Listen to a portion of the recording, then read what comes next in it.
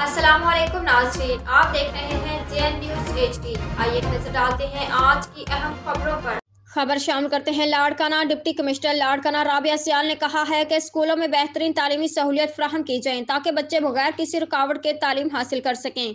इन ख्यालात का इजहार उन्होंने government boys high school Naudero के दौरा के मौका पर महकमा तालीम के अफसरान को हिदायत देते हुए किया। उन्होंने मजीद कहा कि स्कूलों में तालीमी निज़ाम को बेहतर किया जाए ताकि बच्चे अच्छे माहौल में तालीम हासिल करके अपना मुस्तकबिल संवार सकें और इसके साथ साथ सफाई के निज़ाम को बेहतर बनाया जाए और स्कूल में बच्चों को तमाम ज़रूरी सहूलियात फराहम की जाएँ।